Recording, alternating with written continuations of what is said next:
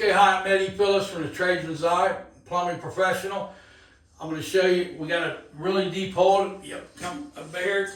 We're going to install this one-piece toilet here that has, the tank and bowl connected. Sometimes they can be very difficult. Okay, I'm going to use a jumbo can't leak because they come in different sizes, because as you can see, the tile man, who's very good, he puts a lot of grout in there, so I had to use a jumbo can't leak. I'm going to use a jumbo can't leak to go down into the planch. I'm going to put it dead center and work it a little bit. It's soft because it's warm outside here now.